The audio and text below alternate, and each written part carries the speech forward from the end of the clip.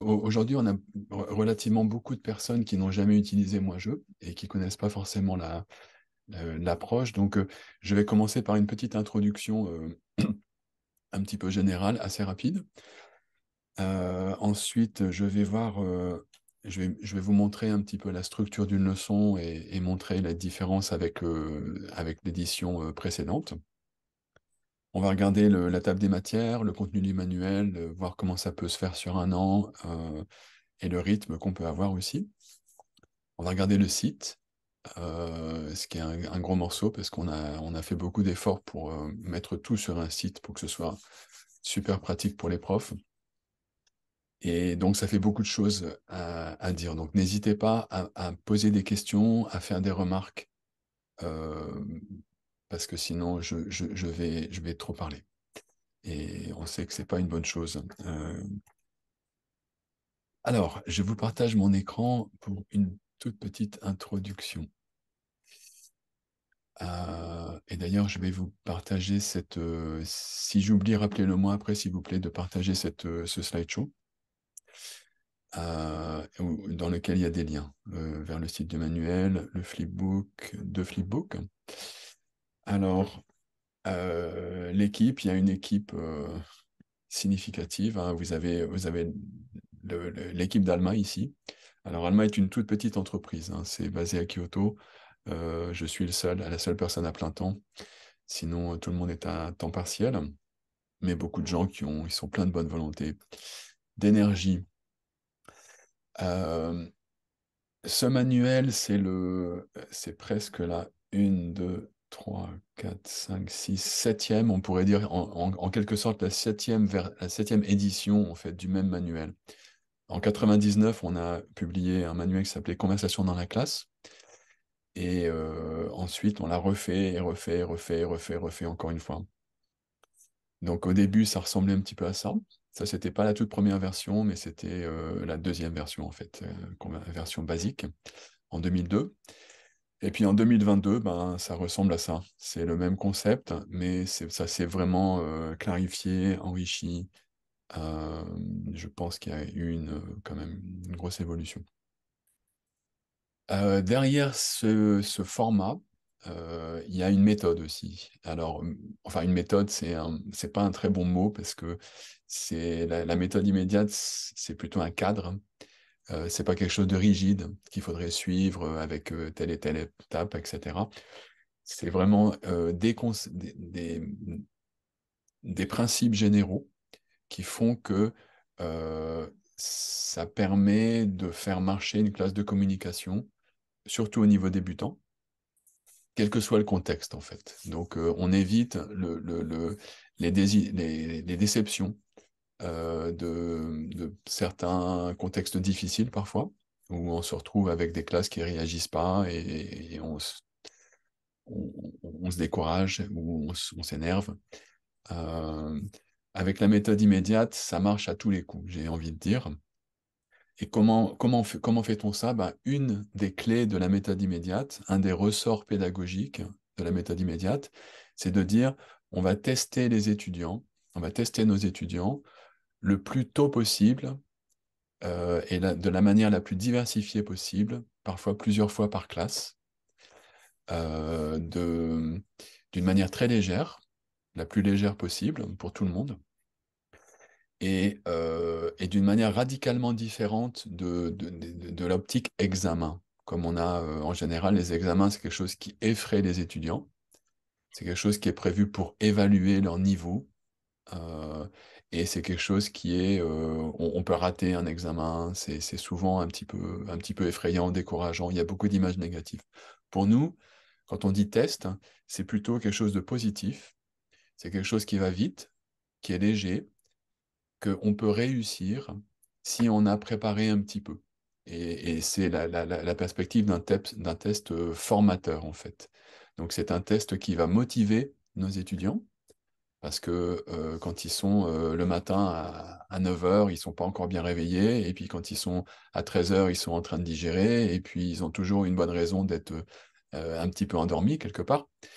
Ben, on va les motiver en faisant appel à psychologie de base, c'est-à-dire ils ont besoin d'une note à la fin de l'année, à la fin du semestre. On va leur dire, on va vous faire un test, c'est sérieux, c'est quelque chose qui est important. Puis vous allez être récompensé par une note juste après. Et vous allez faire ça. Pour réussir le test qui est dans 10 minutes ou dans un quart d'heure, hein, ou dans 5 minutes, vous allez devoir faire cette petite étape. C'est pas compliqué. Si vous le faites bien, vous avez tous les points. Et du coup, on les motive et on dirige leur apprentissage, en fait, avec le test. Donc ça, c'est vraiment quelque chose de fondamental pour la méthode immédiate. Et l'autre aspect, c'est que c'est le contenu des cours. On a décidé d'orienter les cours de communication entièrement vers des conversations sur des sujets de la vie quotidienne. C'est un choix. Il y a d'autres choix qui sont possibles. En général, dans la plupart des manuels, on fait un petit peu de tout. On fait un petit peu de grammaire, un petit peu de conversation, un petit peu de discours, un petit peu de lecture, un petit peu de ci, un peu de ça. Et nous, on fait des conversations en première année, du début jusqu'à la fin. Ça donne un focus qui est très, très fort, qui est très dirigé, comme un laser un petit peu. Alors, une conversation, c'est simple, hein, c'est des questions, c'est des réponses, et ce sont aussi des réactions, comme ah bon, d'accord, je vois, etc. On parle de la vie quotidienne, c'est-à-dire les choses de la vie quotidienne, hein, où on habite, est-ce qu'on a un chien, est-ce qu'on travaille, etc. Parce que ça simplifie beaucoup les choses pour les étudiants. Ils n'ont pas besoin de se projeter dans des jeux de rôle, euh, qui sont une bonne chose parfois, hein. Les jeux de rôle, ça peut être bien comme prolongement.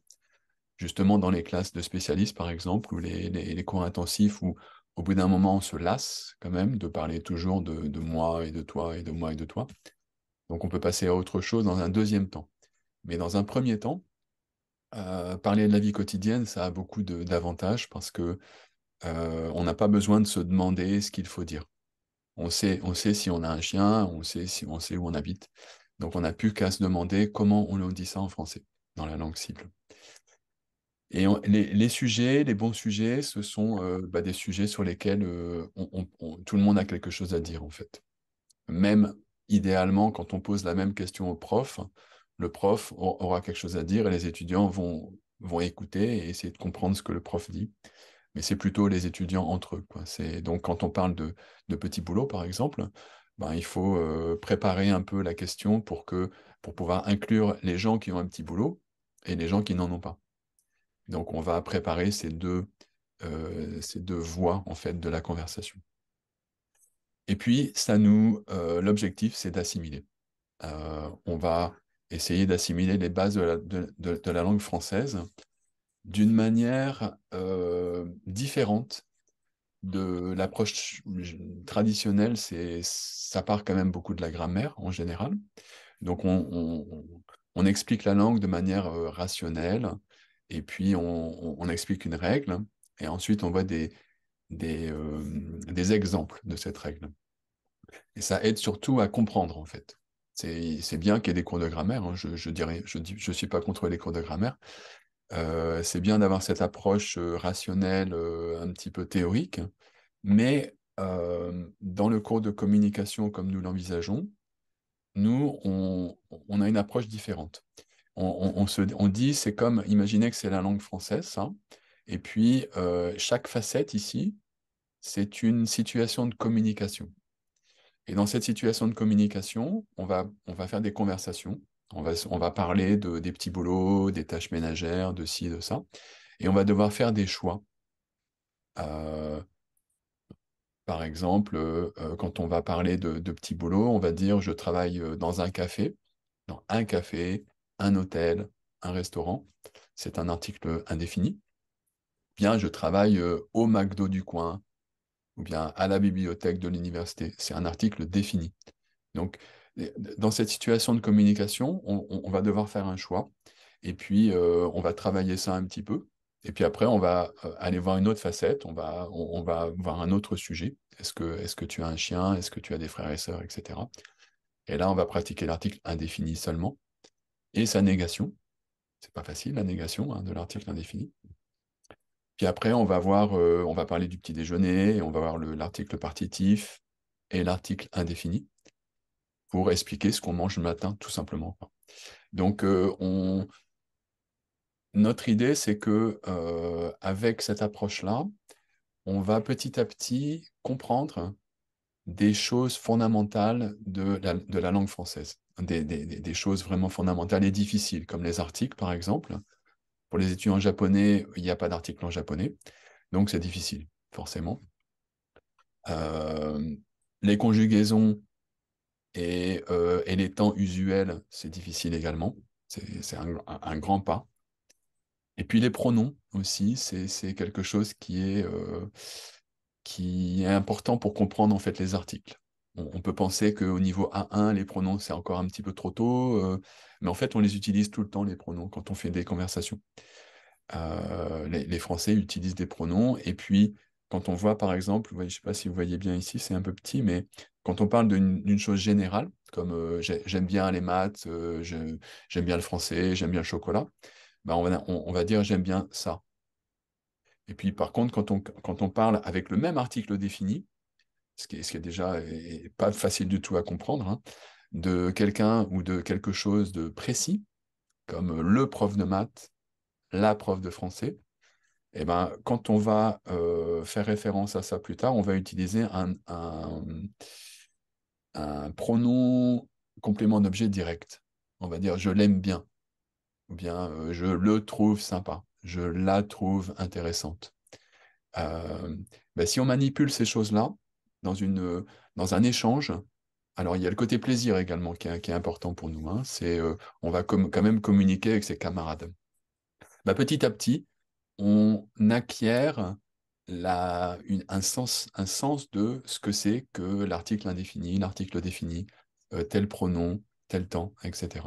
Et ça, c'est une base extraordinairement importante qui n'est pas forcément acquise par les étudiants. Donc, on a des étudiants qui travaillent beaucoup, avec beaucoup d'efforts, etc., et qui sortent de la première année, ils n'ont toujours pas acquis ces compréhensions fondamentales. Et du coup, leur apprentissage des années qui suivent va être pas super efficace du tout. Voilà, j'ai une dernière slide pour les cours intensifs ou les 2 fois par semaine, etc.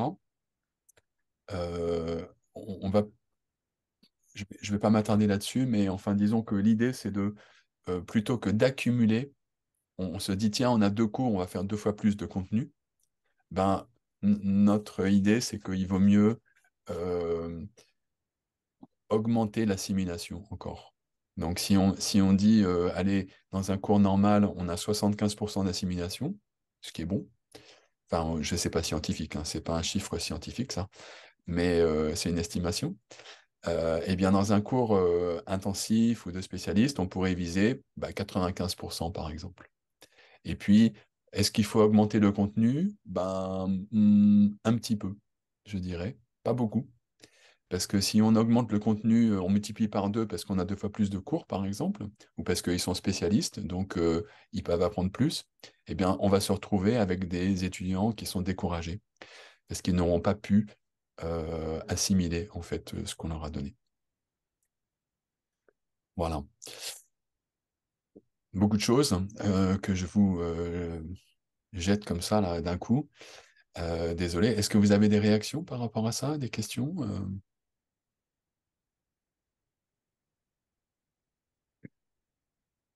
Ouh, un Moi, petit peu intense, hein. euh, moi je pense aussi que il faut juste répéter les choses essentielles, mais pas tellement rajouter. Hmm, C'est ce que j'ai compris, parce que quelquefois, on en rajoute et en fait, le peu qu'ils avaient assimilé, ils l'oublient ou ils le mélangent. Donc, hmm, euh, moi, vraiment, je pense aussi qu'il vaut mieux répéter la même chose si on a une heure en plus, une heure de bonus. hmm, hmm. J'avais appris la répétition et la maîtresse des études Ouais, quand j'étais étudiante. C'était un prof d'anglais qui était vraiment, grâce à lui, j'ai beaucoup appris et vraiment, j'utilise. J'utilise. tout à fait. Tout à fait. Alors, il ne faut pas que ce soit une répétition ennuyeuse non plus, hein, parce Voilà, qu'on pas la même, pas la même. n'est Sous pas à une autre commande, forme. hein, ils n'ont plus l'âge d'être disciplinés. Tu recopies ça 50 fois et puis Non, non, après, mais sous une autre forme, mais mais le même contenu, plus ou moins. voilà, voilà. Donc, dans les cours intensifs ou de spécialistes, on peut travailler certaines choses, essayer de... la prononciation, par exemple, c'est quelque chose qu'on peut pas non plus travailler beaucoup dans un cours basique. C'est pas forcément nécessaire. En fait, on n'a pas besoin d'avoir une prononciation parfaite pour communiquer dans une conversation. C'est pas nécessaire, tout simplement. Dans un cours intensif, on peut aller un petit peu plus loin, mais pas trop, faut faire attention. Dans un cours intensif, on peut essayer d'avoir un peu plus des réflexes. Alors, les cours basiques, on essaye de faire travailler des choses pour pouvoir les ressortir sans réfléchir. Un minimum, un petit peu. Ça reste très modeste. Dans un cours intensif, on peut dire, bah, maintenant, là, vous êtes spécialiste, je vais vous tester une deuxième fois, et là, ça a intérêt à être parfait. Et du coup, ils vont un petit peu plus loin. Ou bien quand on va voir un petit peu l'exercice de l'enquête, par exemple. Euh, L'enquête, c'est super parce que au bout d'un petit moment, les étudiants se lèvent, ils tous, et puis ils passent dans la classe, ils s'interrogent mutuellement, ils se posent des petites questions, ils écrivent les réponses. Alors c'est super sympa. Euh, Si on a une classe, on a 2 cours par semaine, par exemple, on peut aller un peu plus loin en demandant, par exemple, de faire rapporter ce qui a été dit à la troisième personne, par exemple. On n'a pas le temps de faire ça vraiment dans un cours basique. Et je crois qu'il ne faut pas s'attarder dans un cours basique. Il ne faut pas aller trop lentement. Dans un cours intensif, on peut dire, tiens, bah, le cours suivant, on va revenir un peu sur l'enquête et on va parler, on va dire, j'ai parlé avec Makoto, il habite près d'ici, il vient ici en train et à pied, par exemple. Voilà, voilà. Bon, je vais vous montrer un petit peu comment se dispose les nouvelles leçons. Et du coup, pour ceux qui connaissent le manuel, l'ancien manuel, je vais faire un petit peu le parallèle également. Euh, alors, ça, c'est un flipbook, donc un manuel digital qui se trouve sur le site, qui va se trouver pour toutes les leçons sur le site. C'est celui de la leçon 5. Euh, donc, vous aurez accès à ça librement quand vous serez sur le site du prof. Il y a la leçon elle-même, les exercices de révision qui sont à la fin du manuel, la fiche récapitulative. On va passer tout ça en revue, hein. Je vais vous montrer tout ça. Et puis les tests, les petits tests de vocabulaire qui aident à faire réviser et à faire préparer à l'avance aussi. Alors, la leçon elle-même, elle fait 4 pages. Il y a le point 1, le point 2, ce qui est comme dans l'ancienne version. Ensuite, l'enquête qui se trouvait dans le livret de l'ancienne version et maintenant qui est intégré dans le manuel. L'exercice d'écoute qui était aussi dans l'ancienne version dans la leçon elle-même. Et puis un espace pour écrire un dialogue qui était dans le livret également. Donc une grosse différence entre l'ancienne version et la nouvelle version, c'est que le livret a disparu. Enfin, il a plutôt été intégré en fait dans le manuel. Alors, comment ça marche un petit peu? Il y a une logique à tout ça. Euh, on commence par un petit peu de prononciation. Dans l'ancienne version, il y avait une page entière en fait sur la prononciation. Et là, on n'avait plus la place malheureusement, donc on a dû faire des choix un petit peu difficiles. On a réduit l'espace prononciation à ça seulement, mais c'est complété par un slideshow en ligne. Donc, si vous voulez aller un petit peu plus loin dans la prononciation, vous pouvez aller montrer le slideshow aux étudiants, ou bien ils peuvent eux-mêmes aller le consulter, parce qu'ils auront accès à ça eux-mêmes par leur site étudiant. Et vous voyez ici, il y a des codes QR. Donc, c'est plutôt pour les étudiants, en fait, parce que pour utiliser un code QR, c'est plutôt avec un smartphone. Euh, donc, les étudiants peuvent accéder à au site étudiant. Donc là, ça mène directement vers le site, vers la page de la leçon 5, en fait, du site, hein. Et le prof aussi peut faire ça. Ou bien le prof peut y accéder par un ordinateur, bien sûr. Alors, après la prononciation, on a le point 1. C'est la première partie de la conversation, en fait, hein. C'est est-ce que tu travailles? Oui, non, je ne travaille pas. Euh, la manière la plus simple de traiter ça, c'est de faire écouter cette piste audio. Vous avez la liste des phrases qui sont dans la boîte de structure. Donc, on écoute, on peut faire répéter éventuellement les étudiants. Puis, comme il y a toutes les traductions, eh ben, il voit tout de suite ce que ça veut dire. Il n'y a pas besoin spécialement d'aller expliquer ce que chaque mot veut dire. On peut faire une petite explication grammaticale, bien sûr. Il faut expliquer euh, la différence entre l'article indéfini, défini. Et puis, il y a une boîte de vocabulaire, donc on peut remplacer dans un café par toutes ces expressions, à la bibliothèque par toutes ces expressions. En général, il y a une petite tâche qui est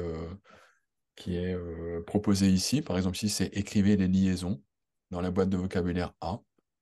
Donc, on peut écrire ici dans un café, dans une école du soir, etc. Et puis après, le point 1, il se clôture sur une pratique orale, une pratique à deux.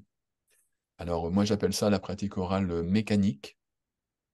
C'est pas très mignon comme mot, mais ça veut dire que on demande aux étudiants de pratiquer un peu comme ils feraient des gammes de piano, par exemple. Quand on apprend le piano, on doit faire des gammes d'abord, hein. Tan, tan, tan, tan, tan, tan, tan. Il faut faire ça beaucoup de fois. Et puis après, on peut commencer à essayer de jouer un petit morceau. Donc ça, c'est un peu comme des gammes de piano. Donc on dit aux étudiants, mettez-vous par deux, et puis vous allez faire ce dialogue comme ça, en remplaçant ici par les mots de la boîte A et là par les mots de la boîte B, dans l'ordre. Donc c'est pour ça que je dis mécanique. C'est est-ce que tu travailles? Oui, je travaille dans une école du soir. Moi, je travaille à l'hôtel Hilton, par exemple. Et puis on continue comme ça. Euh, L'idée, c'est vraiment de se mettre en bouche un petit peu les mécanismes et le vocabulaire pour avoir un peu le sens, tout simplement. C'est très modeste, hein. Et ça va très vite aussi, hein. Ça prend 5 minutes, hein. On peut demander éventuellement aux étudiants de faire avec un deuxième partenaire, par exemple, et puis de faire la deuxième fois, d'utiliser le vous, par exemple. Est-ce que vous travaillez? Euh, et on recommence. Mais ça va vite. C'est vraiment quelques minutes. Alors, le point 2, c'est la deuxième partie de la conversation.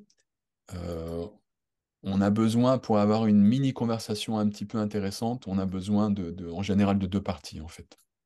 Donc là, c'est la deuxième partie, c'est pour les gens qui ne travaillent pas, de pouvoir dire qu'ils aimeraient travailler, ils aimeraient faire ça comme travail ou pas. Et puis de commenter. Je travaille dans un combini, c'est bien payé. Euh, J'aimerais travailler dans un hôtel parce que ça doit être intéressant, par exemple. Alors, ne vous inquiétez pas sur le fait qu'il y a le conditionnel ici, par exemple. J'aimerais travailler. Surtout, n'allez pas expliquer le conditionnel, hein. Bien sûr, là, on est dans la leçon 5. Ça veut dire que les étudiants, c'est leur sixième cours peut-être, environ. Ils sont débutants complets. Ils sont pas prêts à apprendre le conditionnel, bien sûr. Donc, on va leur dire, notre approche, c'est que parfois, Pour faire des conversations qui ont du sens, donc qui sont un peu intéressantes, on est obligé d'avoir des petits éléments en plus, comme ça, comme j'aimerais, par exemple. Mais au lieu d'expliquer systématiquement le conditionnel, on va tout simplement leur dire j'aimerais, ça veut dire nani nani shitai. C'est tout. Et puis si vous voulez l'utiliser avec tu, ben, vous dites tu aimerais. Et puis c'est tout. Sono amade, oboete kudasai. Euh, Pareil pour des expressions comme ça doit être, par exemple. Bon, on peut se dire c'est difficile, ça, c'est le verbe devoir avec un infinitif et tout. Mais non, en fait, on peut l'enseigner sous forme de ce qu'on appelle en anglais des chunks, c'est-à-dire une expression figée, un petit peu. Voilà, donc tout ça, ça va très vite. En fait, euh, ça peut être traité en 20 minutes peut-être. Hein, Et à la fin du point 2, on a quelques phrases qui sont écrites en japonais et qu'on va demander aux étudiants de traduire en français. C'est super facile, hein. Il n'y a aucun piège dans cet exercice de traduction. Le seul objectif, c'est de vérifier qu'on a bien compris. C'est tout. Alors, sur le site du professeur, il y a parfois, on a mis quelques phrases en plus. Si jamais on a du temps, on peut éventuellement dicter une phrase à l'oral et demander aux étudiants d'écrire sur un cahier ou autre. Mais c'est pas nécessaire, en fait. 3 ou 4 phrases, en général, c'est suffisant. Ensuite, on débouche sur l'enquête. Et là, c'est un petit peu le moment sympa du cours où tout le monde se lève. Non, enfin, non, d'abord, le premier tour de l'enquête, c'est bien de le faire faire avec le voisin. Donc, on peut rester assis. Euh, on se pose ces questions, tout simplement, quoi. Est-ce que tu travailles? On commence par ça. Est-ce que tu travailles? Et puis, si le camarade travaille, eh ben, on va lui demander où il travaille et puis comment c'est. Et puis, s'il ne travaille pas, ben, on va lui demander est-ce qu'il aimerait travailler et puis pourquoi. Alors, il n'est pas obligé de dire oui, hein, et on peut dire non, je n'ai pas envie de travailler, je ne veux pas travailler. Il y a des bonnes raisons. On a donné un petit peu ici, je n'ai pas le temps en général. C'est la bonne raison de ne pas travailler en général. Et puis une fois qu'on a fait ça avec son voisin, donc on a posé ces questions, on a écrit les réponses ici, eh bien on dit aux étudiants, OK, levez-vous, tout le monde se lève, et puis ils vont poser selon le temps disponible, ils vont aller interroger 2 ou 3 camarades en plus et écrire leurs réponses comme ça. Donc la salle va devenir bruyante, il va y avoir des petits rires, il va y avoir des petites hésitations. Euh, et puis, c'est très basique. Il y aura quelques fautes. Il y a des étudiants qui vont faire des fautes, mais c'est pas très grave en fait. Bien sûr, quand on passe à côté de quelqu'un et qui fait une grosse faute, on peut lui dire, hein. Attention, t'as dit je travaillais. Il faut pas dire je travaillais, il faut dire je travaille. Ça, c'est important. Et puis, si on passe dans la classe et qu'on entend la même faute plusieurs fois, on peut arrêter la classe. On peut dire, stop, stop, tout le monde là. Attention, je pense que vous n'avez pas bien compris. Quand on parle au présent, on ne dit pas je travaillais, on dit je travaille. C'est important. Parce que si vous dites je travaillais, bah, ça veut dire Albaito shite imashita. C'est pas le même sens. Mais en général, on laisse les étudiants faire par eux-mêmes et puis on se repose un petit peu. Le prof peut utiliser ces quelques minutes pour se détendre un petit peu. Euh, Et une fois qu'on a fini l'enquête, donc ça peut durer, cet exercice peut durer un quart d'heure, on va dire, à peu près, 10 minutes, un quart d'heure. Ça va vite hein, quand même, hein, ça va vite. Ensuite, on peut proposer l'exercice d'écoute. Vous avez une piste audio ici, donc on peut faire écouter cette piste audio. Personnellement, quand j'utilisais ça en classe, je faisais écouter la piste audio 2 fois. La première fois, avec des pauses. Est-ce que tu travailles? Pause. Oui, je donne des cours particuliers. C'est comment? C'est... Alors, qu'est-ce qu'il dit là? Je sais plus. C'est fatigant peut-être, mais c'est bien payé. Donc, pause, encore une fois. Et puis, la deuxième fois, je faisais écouter sans pause. Donc, euh, personnellement, je faisais cet exercice d'écoute en littéralement 3 minutes. Deux écoutes. Les mots qu'il faut écrire sont très très faciles, hein. Y a aucun piège, encore une fois, c'est vraiment facile. C'est plutôt pour confirmer, en fait, hein, vous voyez, ce que vous avez étudié là, ben, ça peut donner une conversation assez naturelle. Et puis, voilà, donc ma technique personnelle, c'était de faire écouter 2 fois, ensuite de montrer les réponses. Je projetais les réponses sur le projecteur, là. C'est très facile à faire avec le site. Je vais vous montrer tout à l'heure comment faire. Et en fait, je projetais en même temps la traduction du dialogue en japonais. Donc, il n'y avait aucune hésitation dans le... Je pense que tout le monde avait compris, c'était rapide, je pense pas que ce soit nécessaire de s'attarder très longtemps là-dessus. Et pour moi,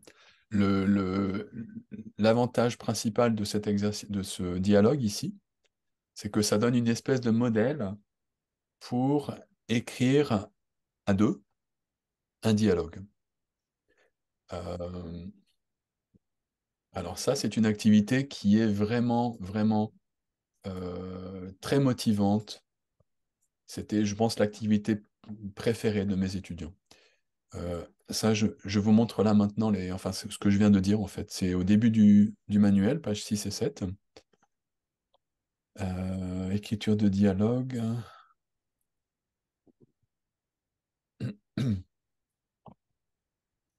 Voilà. C'est un petit extrait, ça, hein. En général, les dialogues sont plus longs que ça. Euh, les étudiants, ils se mettent par paire, tout simplement, et puis ils écrivent un dialogue ensemble.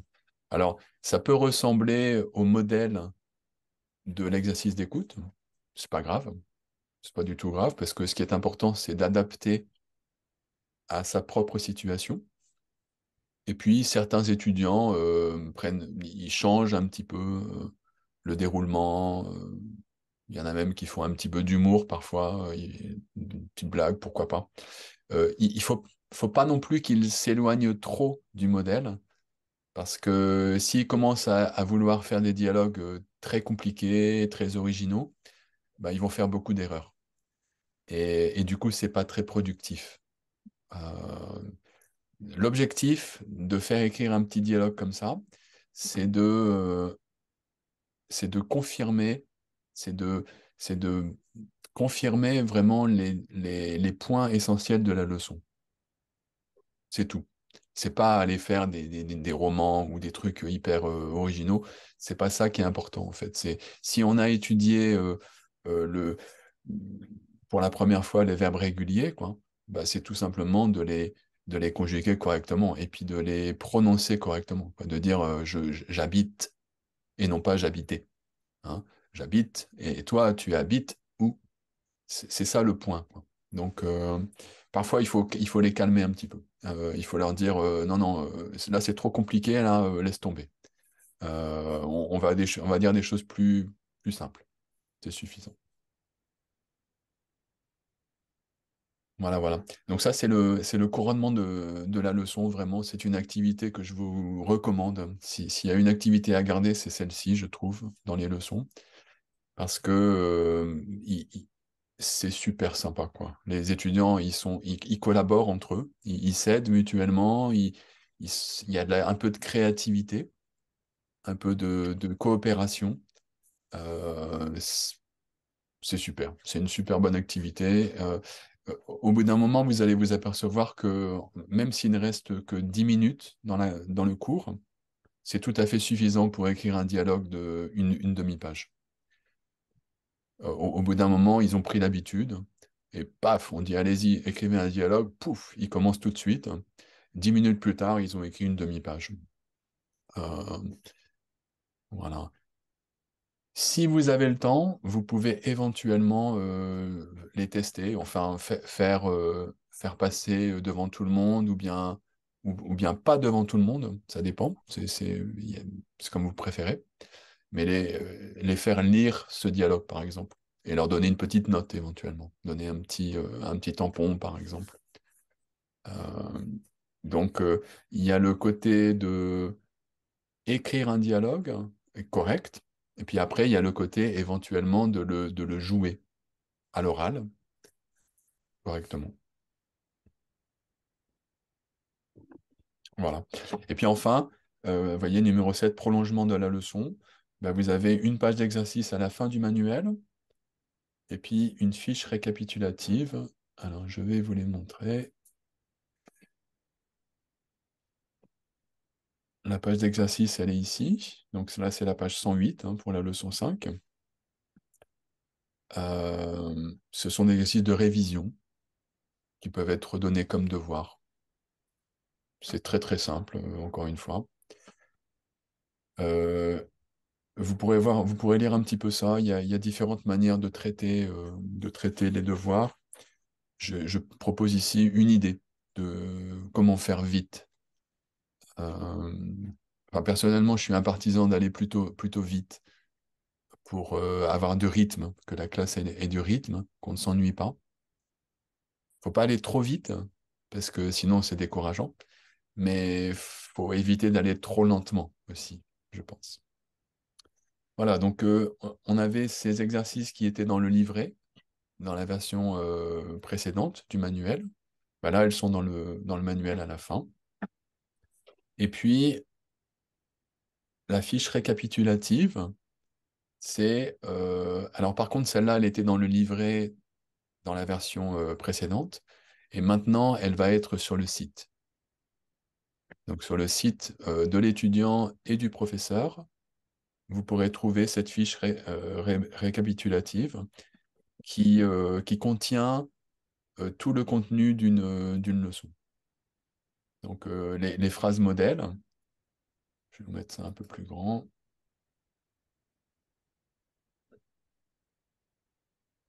Les phrases modèles, ce sont les phrases modèles qui sont au-dessus des boîtes de structure, du point 1 et du point 2. Le verbe, et vous voyez ici, on a ce que je mentionnais tout à l'heure, les chunks. Donc j'aimerais, tu aimerais, vous aimeriez, je ne veux pas, tu ne veux pas, vous ne voulez pas. Encore une fois, je conseille de ne pas trop expliquer ça. Il faut juste leur dire, apprenez-le comme ça, sonomama. Euh, J'aimerais, c'est tout. Je ne veux pas. Voilà, très bien. Et puis, vous avez le vocabulaire, point 1, point 2, enquête. Et tout ça, c'est numéroté. Donc, vous pouvez dire, si vous demandez à vos étudiants de réviser ou bien d'apprendre à l'avance du vocabulaire, vous pouvez leur donner les numéros, tout simplement.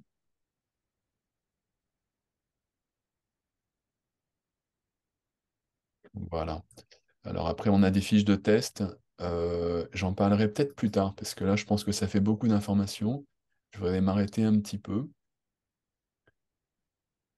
et voir si vous avez des questions par rapport à ça. Oui, allez-y, allez-y. Moi, j'ai juste une question par rapport à la durée de la partie écriture, rédaction de dialogue, parce que euh, vous disiez, bon, même en 10 minutes, ils peuvent le faire, mais du coup, est-ce qu'il y a un ordre d'idées? Parce que moi, je trouve toujours, j'aime bien ces activités-là, et les étudiants aussi en général, parce que c'est un peu plus relax aussi, ils sont dans le travail avec un partenaire. Oui. Mais parfois, je trouve que ça peut durer très, très longtemps. Mhm. Et du coup, je me demandais un peu si vous aviez des conseils à ce sujet-là. Est-ce que finalement, il vaut mieux imposer une limite de temps ou dans l'expérience, je me demandais un Euh, peu je combien pense de temps que, vous passiez. je pense que donner une limite de temps, c'est bien. Mm. Par exemple, vous avez 10 minutes, allez-y. Ou bien vous avez un quart d'heure, allez-y. Comme ça, ils le savent. Et en fait, ils s'organisent en fonction. S'ils ont 30 minutes, ils vont prendre 30 minutes. Mais s'ils ont 15 minutes, ils vont faire la même chose en 15 minutes, en fait. Donc, Et plutôt, bah, personnellement, dans mes classes, c'était plutôt de l'ordre de 10 minutes, 10-15 minutes, quoi, oui. Et puis, 2 fois par semestre, il y avait le grand test de milieu de semestre ou de fin de semestre. Et là, euh, là, je leur donnais un formulaire, en fait, spécifique, A3, comme ça, avec des lignes vides. Et je leur disais, c'est minimum une page de dialogue. Et c'était le test, c'était ça mon test de milieu ou de fin de semestre. Je leur demandais de écrire donc un dialogue par deux. Ensuite, avec la transcription en japonais aussi. Alors, j'ai fait une petite vidéo pour montrer cette technique. Euh, Tiens, je vais vous montrer où se trouve cette vidéo, parce que c'est peut-être, ça peut peut-être vous aider. Euh, alors, le site Alma Langue, je vais mettre ça en français. On a des techniques de classe FLE. Voilà. Il y a des articles, etc. Mais ça, en fait, ce sont des petites vidéos que j'ai faites quand j'étais enseignant à l'université de Kobe. Et c'est ça, le test conversation préparée. Si vous regardez cette vidéo qui dure 3 minutes, 3 minutes 50 ou quelque chose comme ça, vous pourrez voir ce que... Je n'ai pas vraiment le temps maintenant d'aller expliquer cette idée, mais euh, et je vais vous donner tout de suite ce lien dans le chat de Zoom.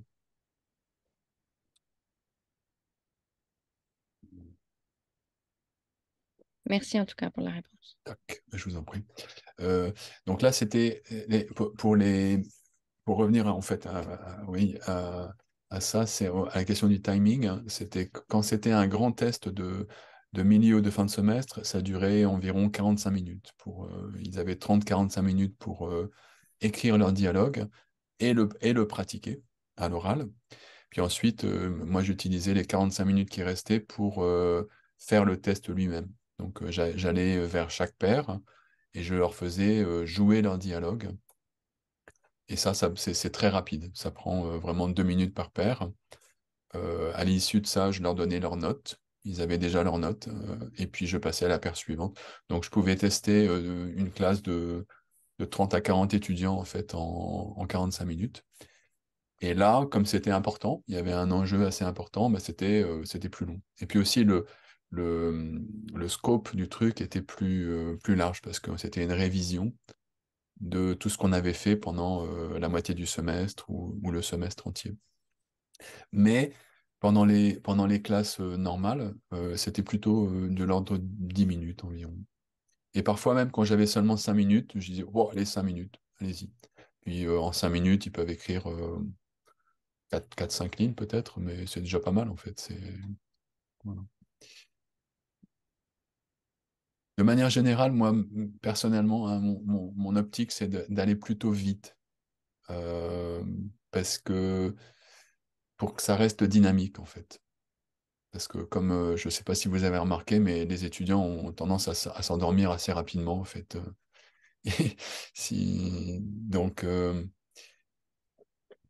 enfin, si c'est quelque chose de dynamique, comme écrire collaborativement un dialogue, on ne s'endort pas évidemment, mais on peut peut-être parler de plein de choses, et puis etc., être un peu distrait. Euh,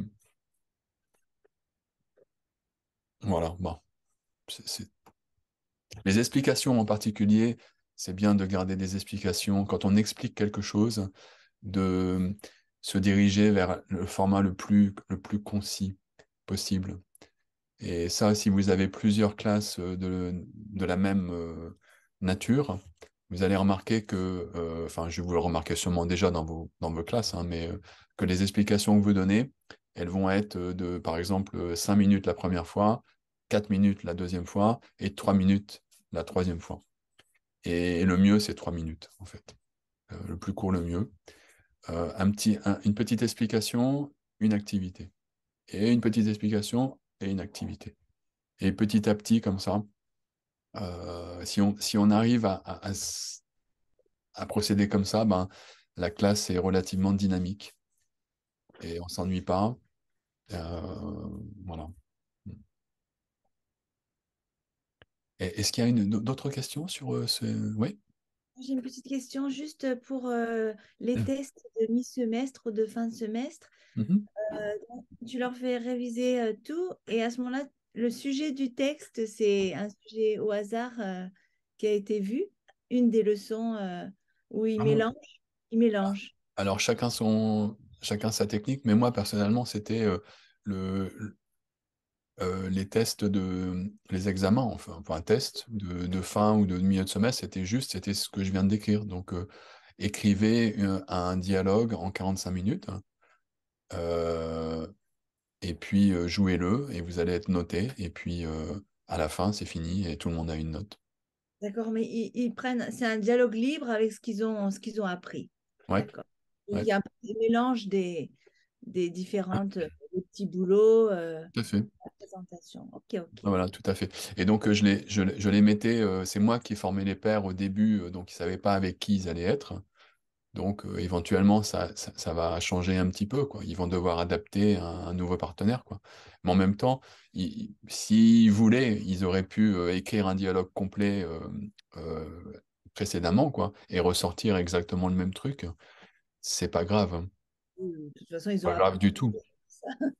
D'accord. C'est tricher, mais en même temps, enfin, dans cette approche-là, en fait, c'est plus du tout important, en fait, le fait de tricher etc. Ça n'a plus aucun sens, en fait, parce que on donne aux étudiants des choses à faire et on leur dit, écoutez, c'est très facile, alors faites-le bien, hein. Et puis du coup, ils le font bien. Et puis ils écrivent des dialogues qui sont pas mal du tout. Ils les lisent très bien ou ils les jouent très bien en fait. Il faut pas qu'ils lire, c'est pas idéal. C'est pas mal, mais c'est pas le mieux. Le mieux, c'est de jouer avec une transcription pour pas se perdre. Et au final, c'est vraiment impressionnant ce qu'ils font, quoi. Donc euh, même s'ils ont préparé à l'avance, ça n'a plus aucune importance en fait tout ça. Euh, et on peut voir quand même un étudiant qui a bien travaillé pendant tout le semestre, il va réussir beaucoup mieux qu'un étudiant qui a fait les minimums pendant tout le semestre. Donc au final, on se retrouve quand même avec une évaluation qui fait sens en termes d'évaluation, quoi. D'accord. Merci. Merci. Jean-Christophe a levé la main. Oui, oui, j'ai levé la main et je m'excuse, je mets pas la caméra parce que je suis en très gros décalage horaire, donc je suis D'accord. encore un peu en pyjama. Bonjour tout le monde. Euh, oui, j'ai une question. Merci pour cette présentation, c'était très très intéressant.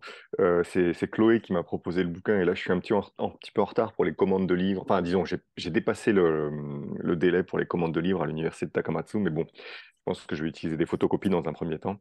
Euh, je ne sais pas si la question est très pertinente, mais moi, j'utilise beaucoup la traduction automatique en cours Oui. et hors des cours Mhm. dans toutes mes relations avec les étudiants. C'est-à-dire que je les force à n'utiliser que le français. Quand ils m'écrivent des mails, par exemple, quand je leur réponds aussi par mail en français. Et donc, à chaque fois, j'essaye de leur demander, quand ils utilisent la traduction automatique, d'essayer d'analyser les contenus par rapport à ce qu'ils connaissent, et puis d'essayer de progresser d'eux-mêmes à partir de ce qu'on a vu en cours, et puis à partir de ce qu'ils voient, en tout cas à partir de cette traduction automatique, sachant que la traduction automatique, c'est forcément pas très très bon, mais ce qu'ils font d'une manière naturelle, c'est pas super bon non plus, donc en fait, c'est pas très très grave. Ah. Et je voulais savoir si il y a comment dire, il y a la possibilité, ou est-ce que vous avez déjà eu un rapport avec la traduction automatique aussi dans le cadre de ce cours-là? Est-ce elle est, enfin, c'est pas que je souhaite absolument l'insérer dans le truc, hein, absolument pas. Mais est-ce qu'il y a des lieux dans lesquels elle est utile, ou est-ce que vous en avez une expérience? Enfin, comment ça se passe en pratique dans le cadre de ce manuel? Moi, non, personnellement, non. Enfin, je savais que mes étudiants utilisaient Google Translate de temps en temps, quoi. Je pense que de nos jours, avec GPT, là, etc., les AI, etc., ça devient un petit peu inévitable, quelque part. Pourquoi pas? Il faut, enfin, si c'est fait intelligemment, il y a pas de problème, je pense, hein, se baser. D'ailleurs, personnellement, j'utilise aussi c'est la traduction automatique pour plein de choses, même pour ma propre langue, etc. Euh, si on dit aux étudiants, attention, il faut quand même revoir une traduction automatique par rapport à ce qu'on a étudié, parce que là, le point, c'est pas le résultat, c'est pas d'avoir un truc qui est écrit et que vous m'avez rendu. C'est pas ça qui est important. Ce qui est important, c'est que vous ayez compris tel point. Et là, on est à la leçon 5, on va voir la différence entre l'article indéfini et défini, et puis un verbe régulier. Donc, il faut que vous l'utilisiez correctement, et puis il faut que vous sachiez capable de l'utiliser à l'oral aussi. Donc, euh,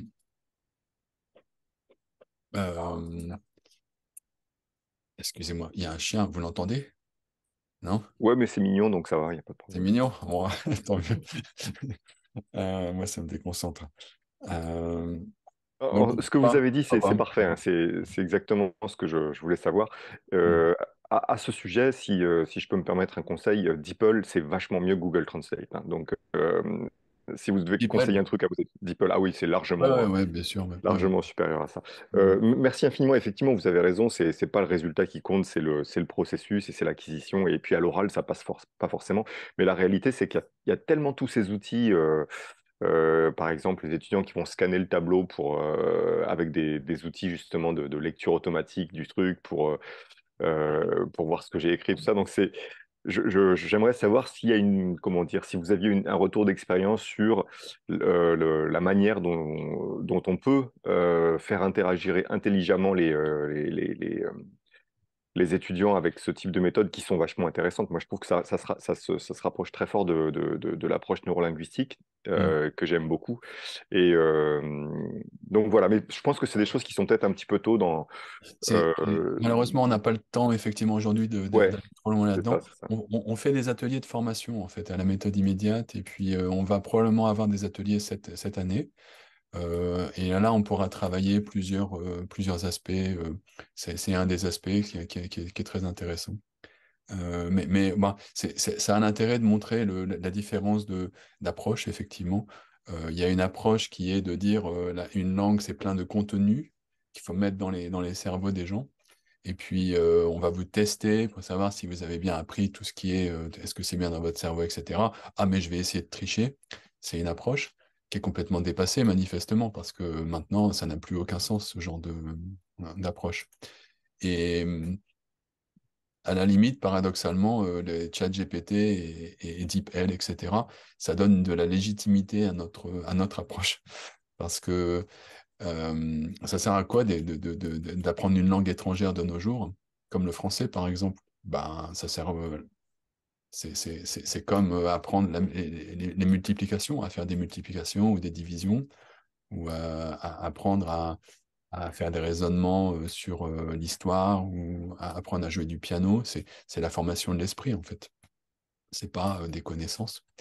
Alors, les connaissances, elles peuvent venir de DeepL, de ci, de ça. Ce qui compte, c'est d'intégrer quelque chose pour augmenter ses capacités cérébrales, tout simplement.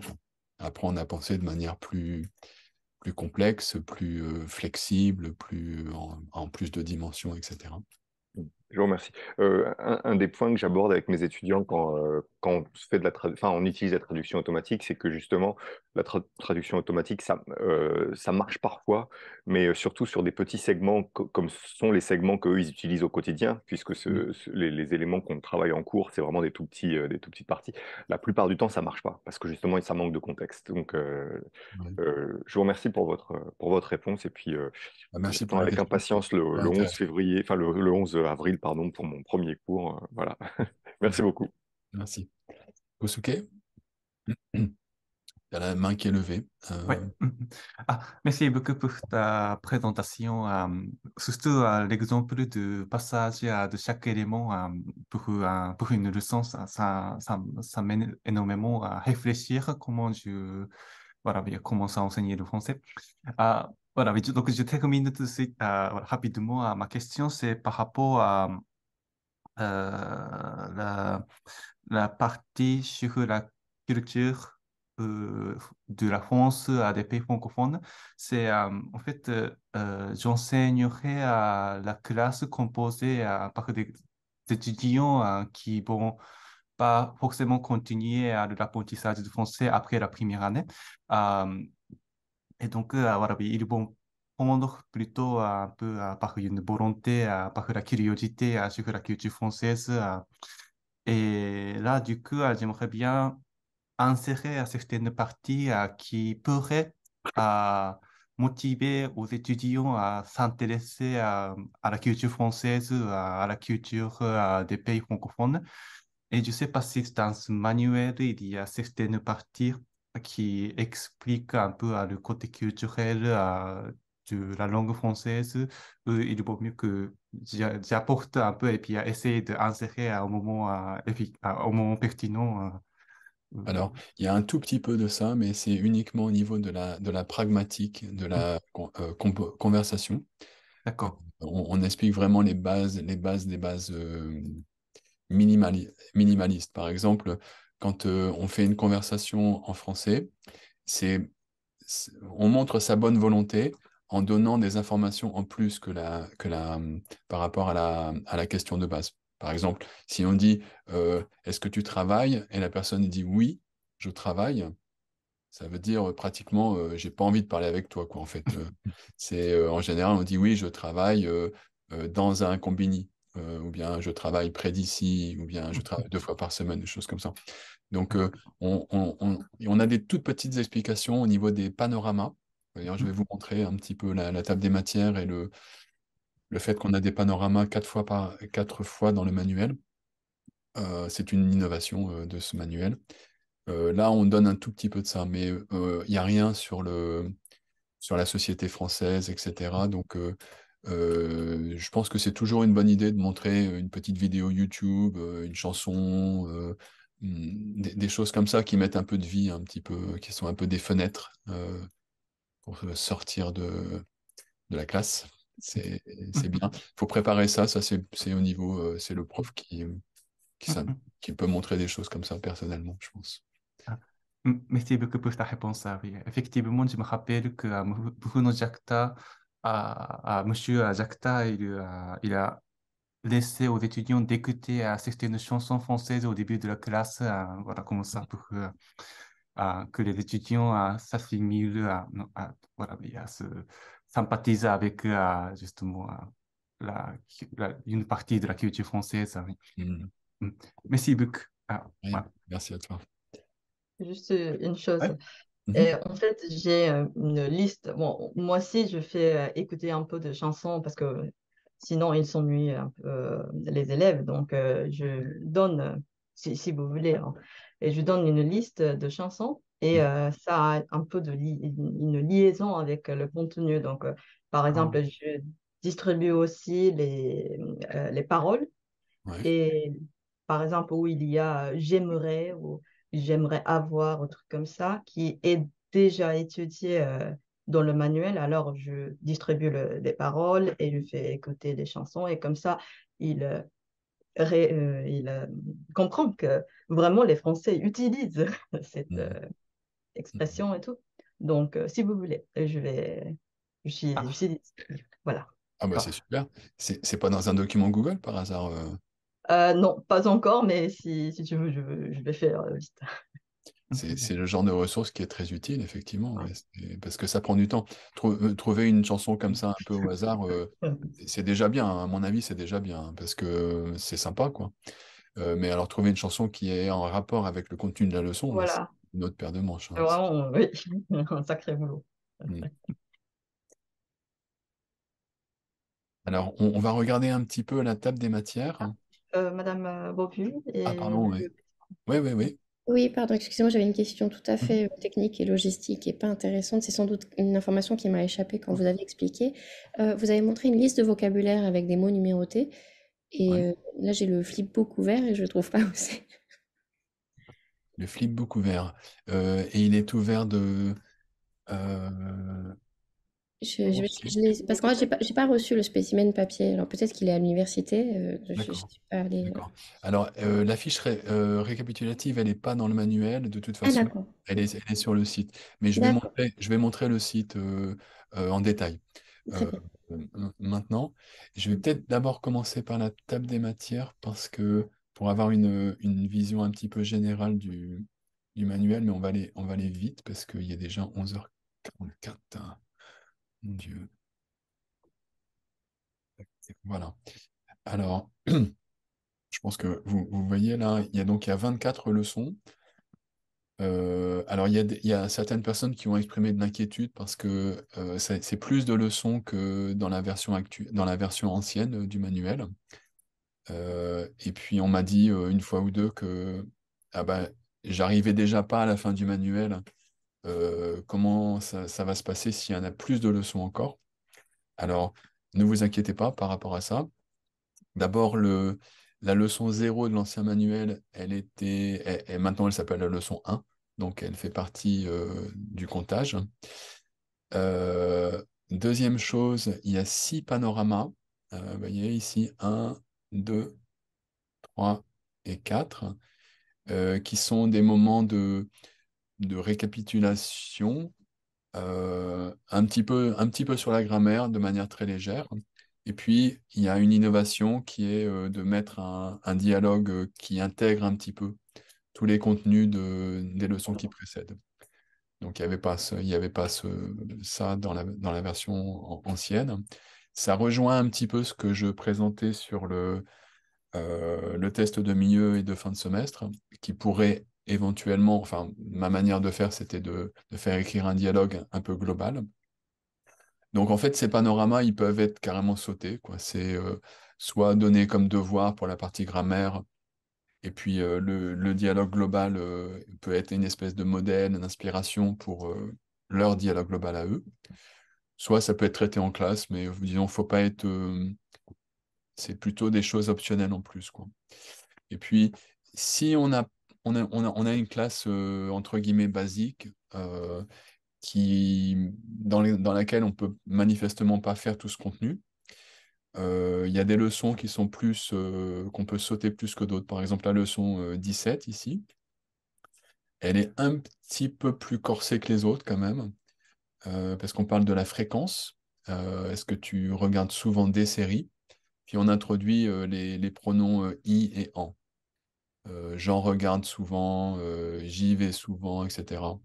Bon, pour des classes basiques, c'est un petit peu difficile, honnêtement. Donc, c'est une leçon qui peut être sautée. Et puis, on a aussi les leçons 21, 22, 21 et 22. Parler de la géographie, parler du temps, la météo. C'est bien, c'est intéressant, c'est utile pour le DAPF et pour le DELF aussi.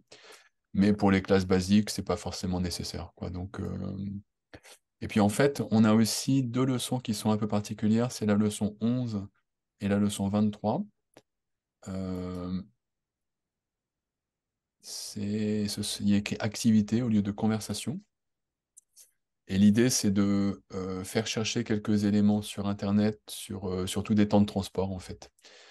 Euh, et d'imaginer qu'on est à Paris et qu'est-ce qu'on irait voir si on était à Paris sur une journée. Et puis si on va en France pendant une semaine ou deux, où est-ce qu'on irait?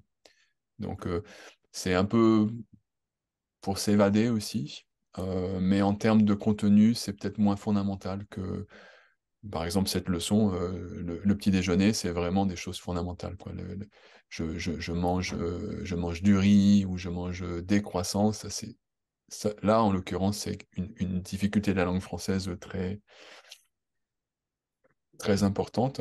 Et en plus, on fait le lien avec j'aime les pommes, j'aime le riz.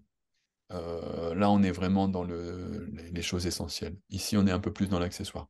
Donc, je dirais, ne vous inquiétez pas si vous avez une classe basique, parce que la majorité des cas, c'est ça, quoi. Il y a des choses qui peuvent être mises à l'écart sans que ça. On peut quand même arriver près de la fin du manuel, tranquillement, je pense.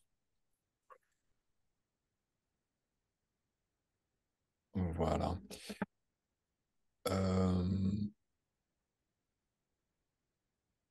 C'est tout ce que j'ai à dire un petit peu sur la table des matières. Est-ce qu'il y a une question par rapport à ça ou est-ce que j'ai oublié quelque chose, Saki? Non? Non, je crois pas, ça va. Non? Ok. Alors, on va sauter un petit peu directement dans le site parce qu'il y a quand même pas mal de choses à vous montrer. Euh,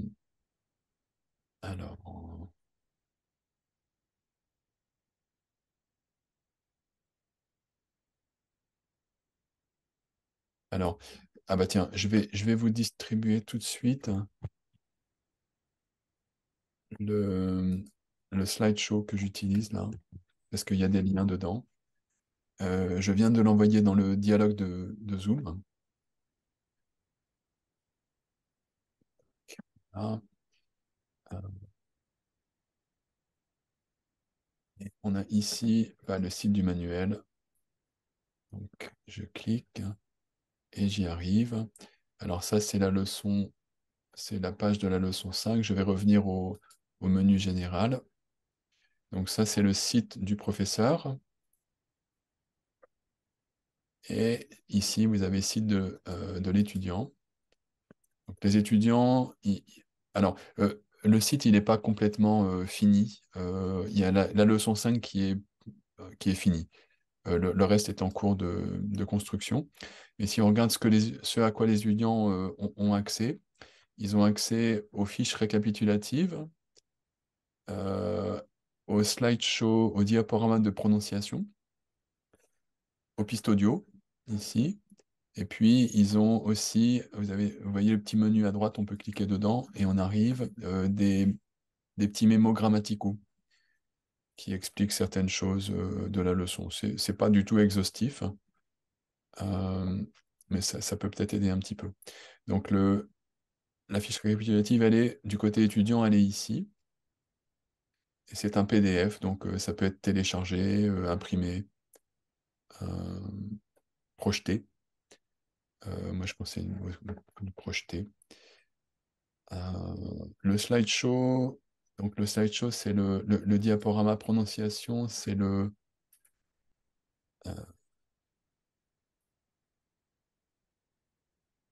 c'est l'extension de ça, de cette section de prononciation. Vous voyez, il y a diaporama 5. Ici. Excusez-moi, c'est moi ou je vois pas sur l'écran, ça s'affiche pas? Moi, j'ai toujours le slideshow de tout à l'heure. Je sais pas ce que j'ai fichu. Le slideshow de tout à l'heure. Non, Le, ça s'affiche le... correctement chez moi. Bon, Ça alors, s'affiche correctement chez moi aussi. bon, merci, je D'accord. sais pas ce que j'ai fait. Ok. Je vais... Normalement, vous voyez mon navigateur là, avec ma souris qui est là. Et puis là, par exemple, on retourne au site étudiant, là. C'est bien ça pour tout le monde, ouais. Ouais, ok. Donc là, le slideshow, le diaporama de prononciation, c'est un peu la suite, quoi. La première slide, c'est ce qu'il y a dans le manuel. Puis après, c'est des choses, des détails avec la piste audio pour ce qui est dans le manuel. Et puis d'autres petites choses qu'on a mis en plus qui peuvent être intéressantes. Par exemple, pour mettre je travaille, je vais travailler, pour montrer qu'ici, on met plutôt l'accent vers la fin, pour bien faire la différence. Des choses comme ça. Disons, c'est pas 100% nécessaire, mais c'est un petit plus. Donc ça, c'est ce qu'il y a sur le site étudiant. Et sur le site prof, il y a beaucoup plus de choses en fait.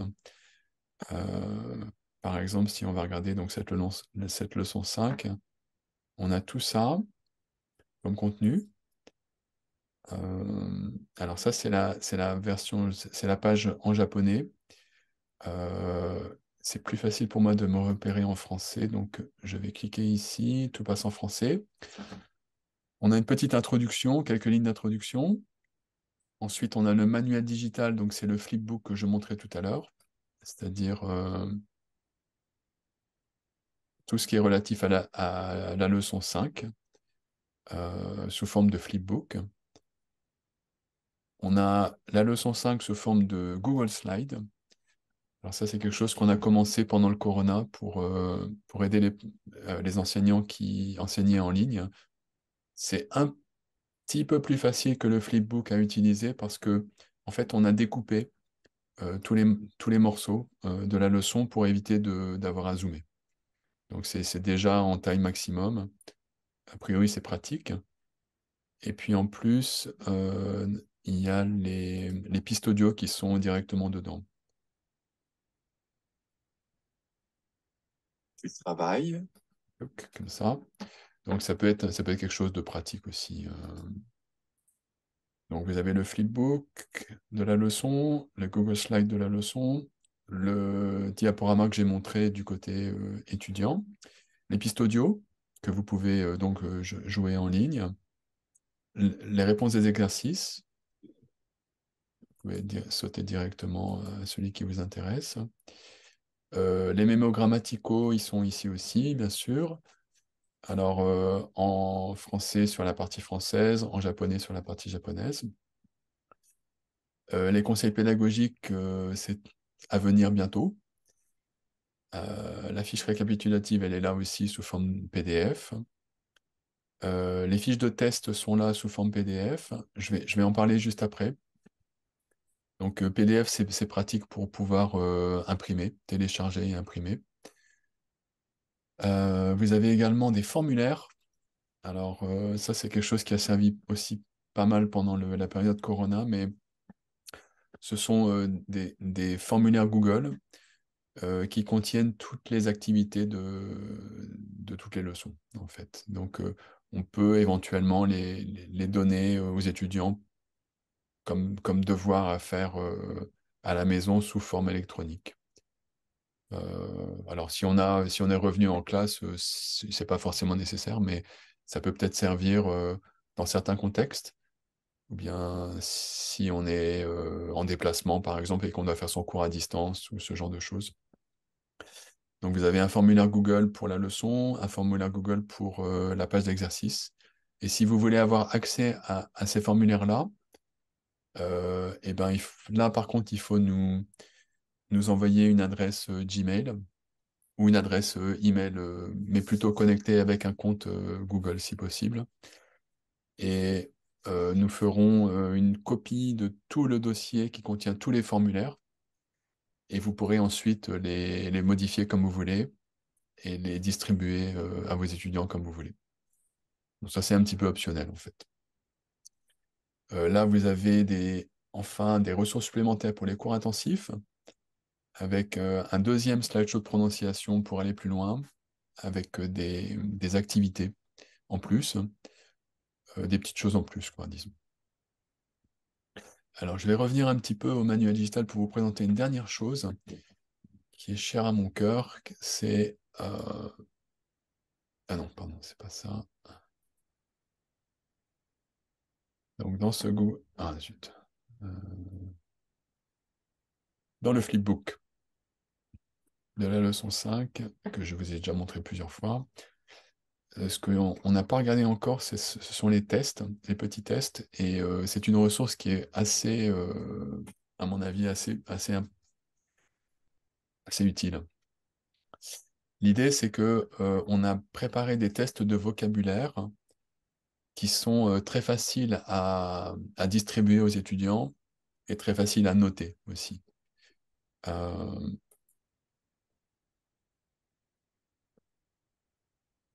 Alors, le principe, c'est qu'en fait, on a pris les fiches récapitulatives et on a enlevé le français. Donc, on a, pour les tests de révision comme ça c'est le contenu de la fiche récapitulative. Donc, le prof peut demander aux étudiants de réviser ou d'apprendre à l'avance certains numéros.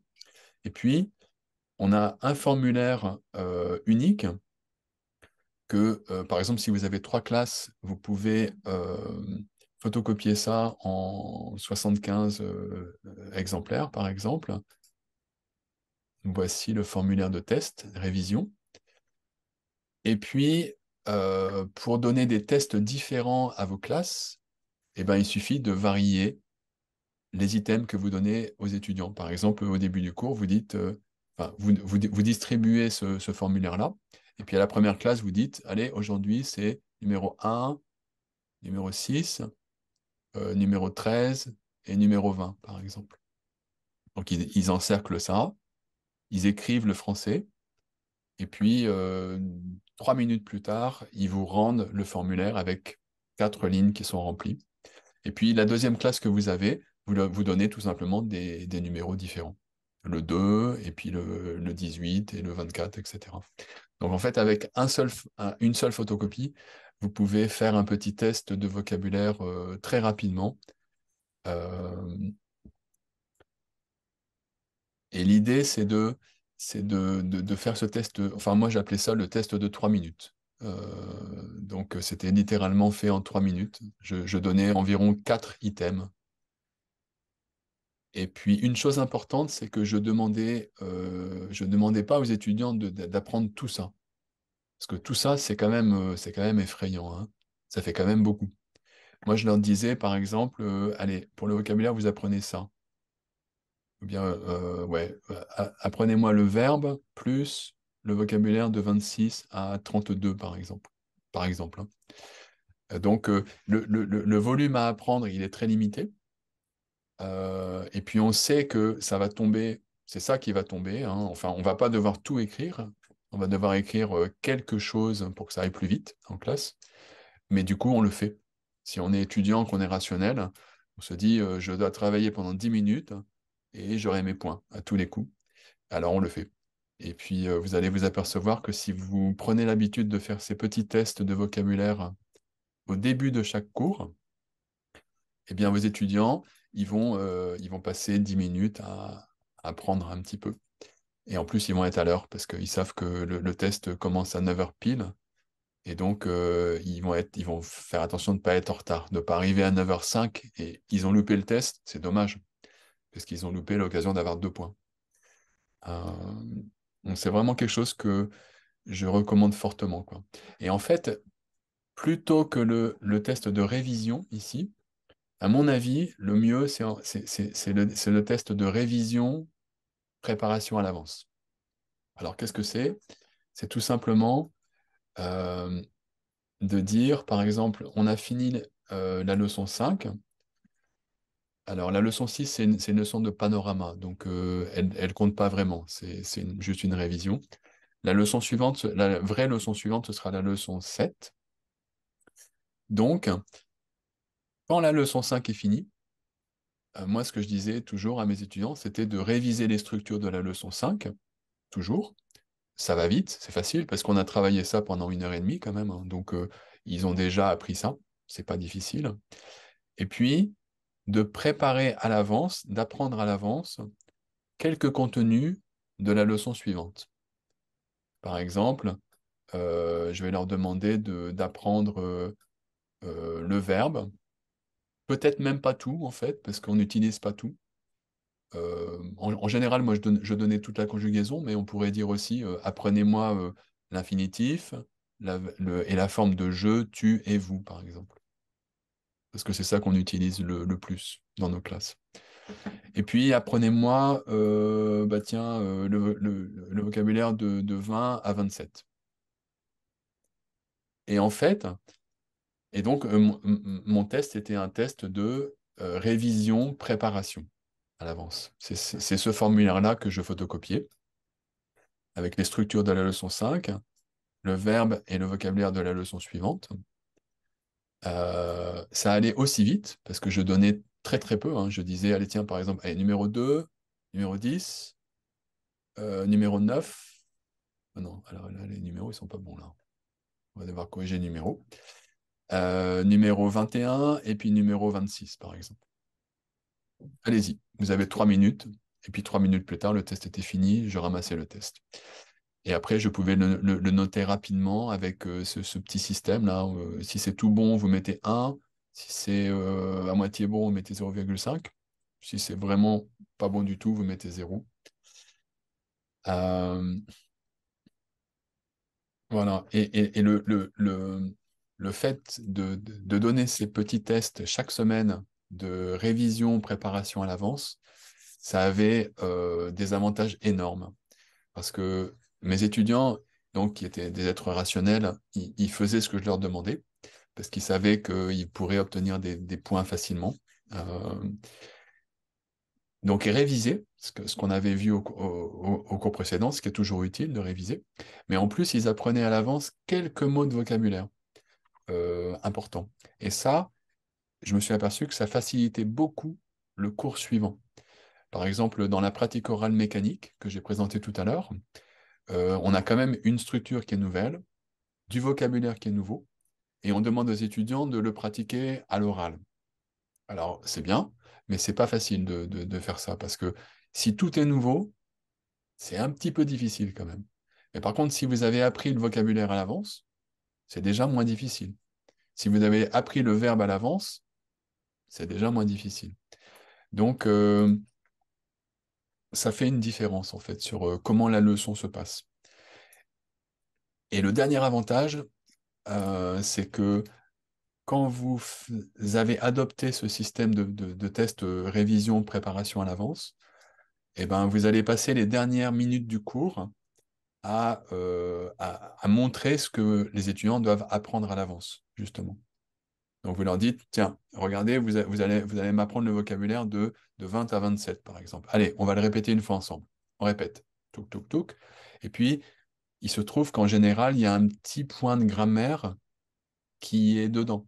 Par exemple, si c'était un chien, un vélo, un ordinateur, un petit ami, une petite amie, etc., eh ben, c'est l'occasion d'expliquer que ben, ça, c'est des articles indéfinis, et puis qu'il y a une liaison ici, et là, il y a un enchaînement, par exemple. Donc, ce sont des explications que vous allez donner en littéralement 2 minutes, parce qu'il ne reste plus que 2 minutes, hein, la cloche va sonner, là, tout le monde se prépare déjà, ils rangent leur stylo dans leur trousse. Mais ils écoutent. Ils écoutent bien parce que ça va les aider à préparer leur petit test pour la semaine prochaine, tout simplement. Et le gros avantage également, c'est que au cours prochain, vous allez devoir commencer, évidemment, si vous commencez par le début de la leçon, bah, vous allez expliquer des choses, évidemment.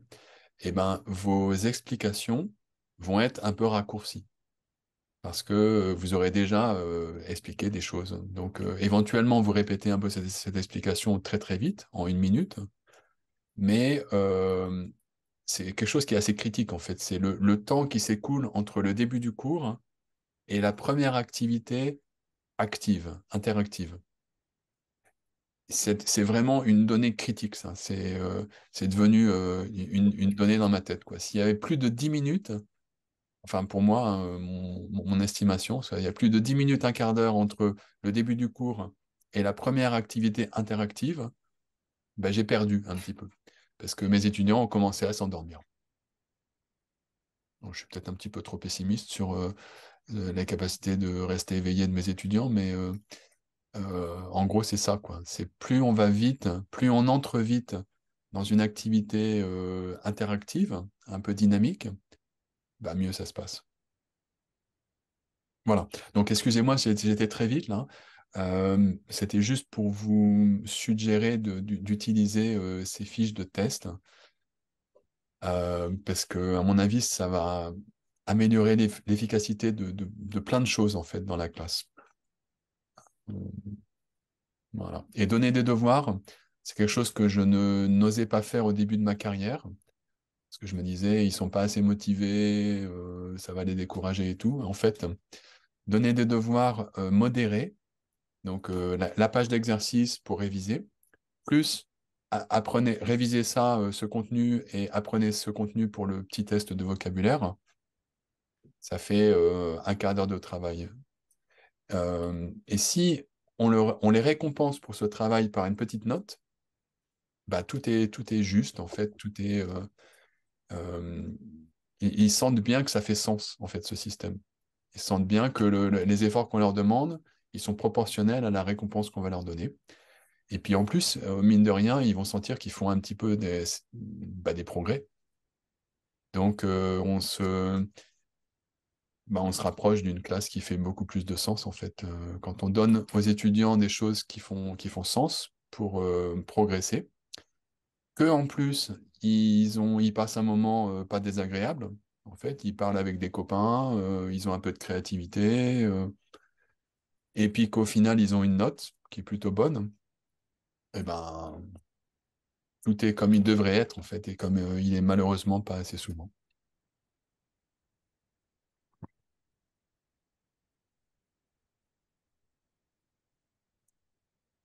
Est-ce que quelqu'un a une réaction par rapport à ça?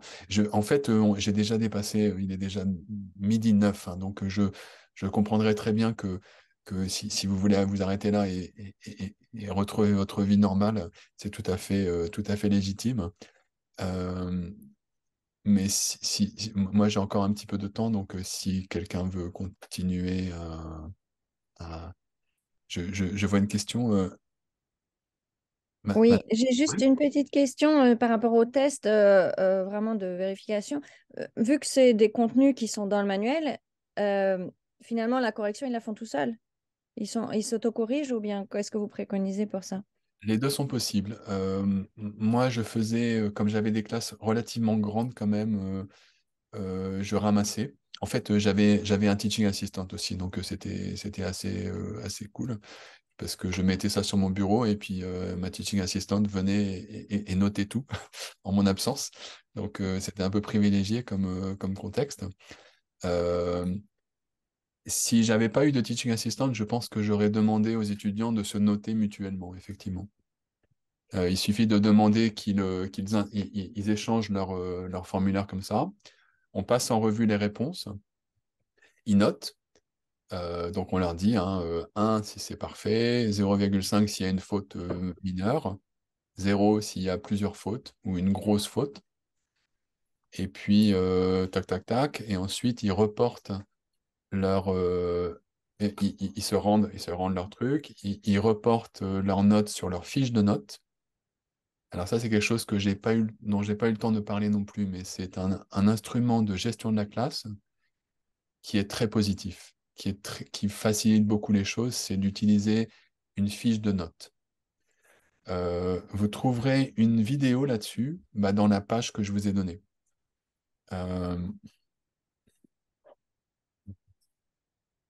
Euh, dans la page que je vous ai donnée, il y a une vidéo de 3 minutes sur la fiche de notes. C'est quelque chose qui permet de faire des tests sur le vif, euh, qui a énormément d'avantages en fait. Si vous n'avez pas ça, c'est difficile de faire des tests qui soient légers, rapides. Si vous avez ça, ça marche. Donc en l'occurrence, pour les tests de vocabulaire, ils se rendent leur formulaire, ils écrivent eux-mêmes leurs propres notes sur leur propre fiche de notes, et ensuite ils rendent le formulaire au prof. Et c'est là qu'il y a un petit truc très subtil, c'est que ils ont l'impression que le prof pourrait vérifier à la fin du semestre, quand il récupérera la fiche de notes de l'étudiant, parce que dans ce système, c'est eux qui gardent leur fiche de notes personnelle tout du long du semestre et ils le rendent à la fin seulement, à la fin du semestre, ils la rendent au prof. Donc les étudiants, en fait, ils trichent pas parce qu'ils se disent, le prof, il va peut-être vérifier, vu qu'il a récupéré tous les formulaires chaque semaine, il va peut-être aller vérifier que la note était bien la note, j'ai bien écrit la vraie note, quoi. Donc, voilà. Et en plus, on s'aperçoit que quand on demande aux étudiants de se noter mutuellement, ils sont à la limite plus sévères que nous quand on note, quoi. Ils sont pas gentils, ouais, je donne tous les points parce que c'est mon copain, quoi.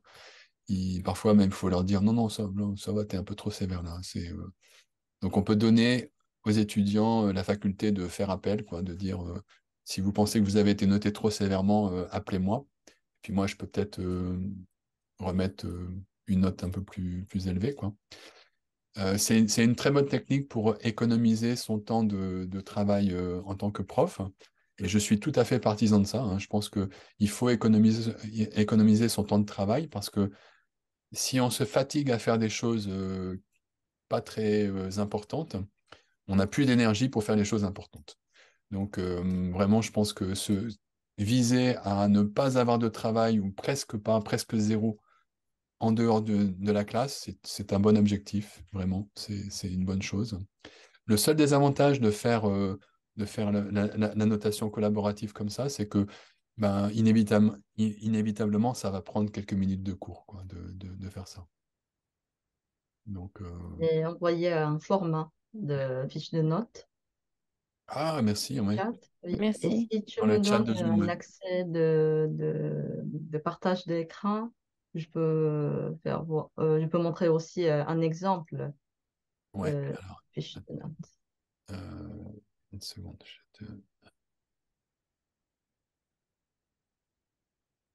Vas-y. Voilà.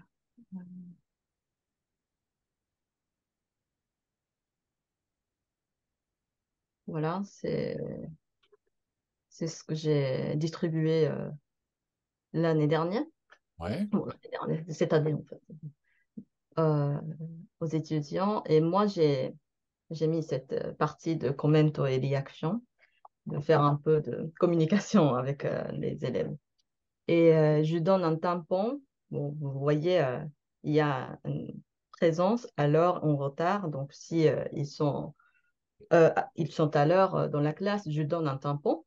Mais ouais, s'ils sont en retard, je donne le- un tampon dans la case de retard. ouais, ouais, Mais ouais. je ne compte pas. Je ne compte pas, franchement. Mais ça visualise aussi pour les étudiants. Et ils comprennent ils étaient en retard ou ils étaient absents Mm, et mm, tout. mm. Et je donne aussi des tampons. Bon, je donnais aussi des tampons de réponse ou de... Oui, voilà, des réponses. Donc, si je fais un test de prononciation et si quelqu'un qui voulait faire volontairement, alors je donnais aussi un tampon et tout. Donc, comme ça accumule et ça affiche tout de suite. Donc, les étudiants se motivaient vraiment beaucoup avec cette fiche de notes. Mm. Donc, je veux fortement conseiller d'utiliser.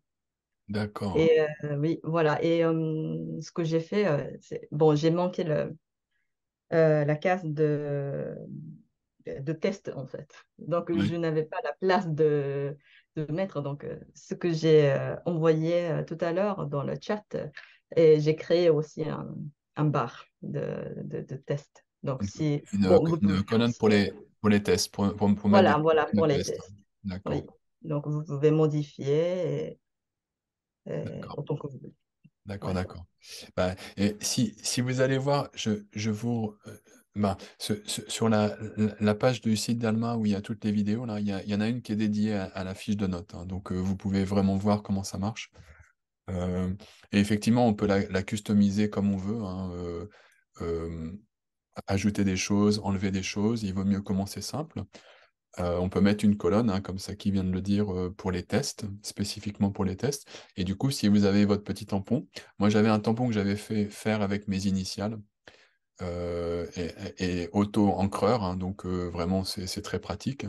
Et du coup, je pouvais me diriger vers n'importe qui en fait en classe et poser une question. C'est un test. Voilà, je pose une question maintenant, mais c'est pas méchant, mais c'est pas de la rigolade non plus, quoi. C'est un test. Et quand il y a une bonne réponse qui sort, paf, il y a un tampon sur la fiche de notes immédiatement. Un tampon, c'est un point. Donc tout ça, ça donne vraiment de la flexibilité et et de la réalité, quoi. Ça marche vraiment bien. J'ai remarqué aussi que tu n'avais pas moi, j'avais également une colonne dans ma fiche de notes sur les devoirs. Et, ma technique personnelle, c'était la seule colonne dans laquelle un tampon, ça veut dire un point en moins. C'est-à-dire que si- je demandais donc de faire la page d'exercice chaque semaine comme devoir. Et puis, j'aime pas passer beaucoup de temps sur les exercices personnellement. Donc, au début de cours, bah, juste après le petit test de vocabulaire, en fait, je disais, allez, sortez vos livrets. À l'époque, c'était dans les livrets. Et puis, je projetais les réponses des exercices et je demandais aux étudiants de se corriger eux-mêmes. Et puis, pendant ce temps-là, ça va leur prendre environ entre 3 et 5 minutes, hein, pour vérifier comme ça, de se corriger. Pendant ce temps-là, moi, je faisais le tour de la classe et je vérifiais qui l'avait fait. Mm. Ça se voit tout de suite, hein, c'est la page, c'est écrit ou c'est pas écrit dedans, quoi. Et puis ceux qui n'avaient pas fait, je leur mettais un tampon dans la colonne devoir. Donc ça, c'était un tampon négatif. Et il savait que ça voulait dire un point en moins. Donc au final, j'avais sur 40 étudiants, il y en avait 2 qui n'avaient pas fait leurs devoirs, en fait, seulement. Parce qu'il savait que faire les devoirs, ça prend... Enfin, faire cette page d'exercice, ça va me prendre 5 minutes. Si je le fais pas, j'aurai un point en moins. Ça vaut le coup de le faire. Donc je le fais.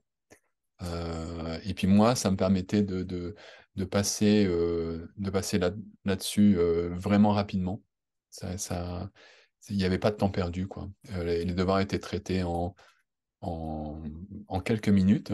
Et en fait, on embrayait directement, euh, après que j'ai fait mon tour de classe et qu'ils se soient corrigés eux-mêmes, je prenais mon micro et je faisais un test de prononciation, c'est-à-dire que je faisais lire une phrase par étudiant, en fait, avec mon micro, donc on entendait très très bien. Et puis, c'était aussi simple que ça, en fait. Allez-y, lisez la phrase numéro 1, tac. Ah non, c'est pas tout à fait comme ça. Allez, deuxième chance. Il dit, ok, ben c'est bien, un tampon, c'est-à-dire un point pour cette performance. Et puis on passe au deuxième, au troisième, etc. Et puis vraiment, littéralement, 5 minutes plus tard,